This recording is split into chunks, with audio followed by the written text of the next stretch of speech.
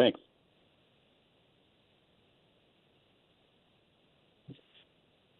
All right, moving on to our next question in queue. Tommy Christopher with Meditate, please go ahead. Yeah, hey, Karine, it's Tommy. How you doing?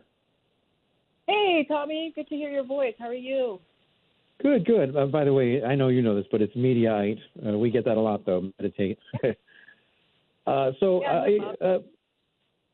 to talk to you, and good to be staying warm, too. So I was wondering if you could tell me what you make of how much former President Trump leaned into this lie that January 6th was justified while he was campaigning in Iowa and, like, demanding the release of the quote-unquote hostages.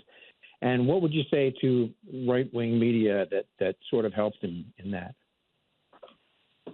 Yeah, look, always want to be very, very careful on speaking about candidate Trump, especially in as an upcoming 2024 election. What I'll say more broadly about the January 6th comments, look,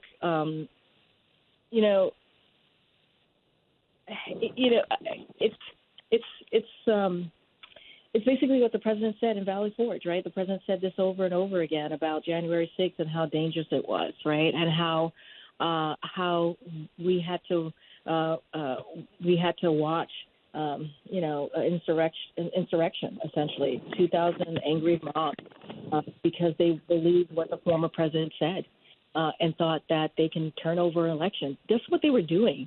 That's what they were doing at the Capitol on that day. And so I said this a couple of times. I've said that the president has been very clear. He's going to stand against these types of conspiracy theories. Let's not forget officers died, right? Police officers died on that because of the injuries that they sustained on that day. They were attacked on that day by these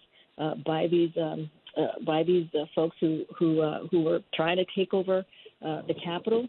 And so we have to be very clear about what happened on that day. We cannot forget about what happened on that day.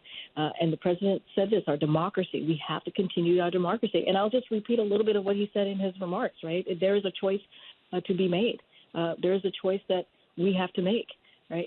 In our country, we have to make a choice. And that choice should be standing up for our democracy, which is what the president's going to continue to do. As far as this comment on hostages, want to be really careful there as well. Don't want to comment on any DOJ investigation or legal process. But as you've seen, American Veterans Note, it's grotesque and offensive. It is offensive to compare those convicted of assaulting cops and attempting to overthrow the American government that veterans have died defending for innocent Americans. Innocent Americans like Israelis and people of other nationalities who were abducted, right? They were abducted by Hamas on October 7th. And so it is, I'll just keep it there. It is something that I want to be mindful to speaking to, but it is incredibly grotesque and offensive. Yeah, and anything for right-wing media?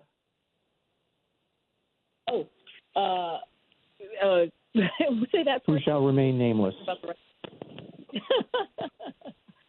Look, it is our responsibility, and I know you all know this, as it relates to reporting and I don't know, like, okay, separate from the election, right? If you think about what we saw on January 7, 2021 on the front page, right, the front page coverage, that so many brave reporters, right, if you think about it, risked their lives to give the country the information that they needed. And that hard-won coverage exposed the brutal, unprecedented assaults on our Constitution, on the law enforcement, on American democracy itself.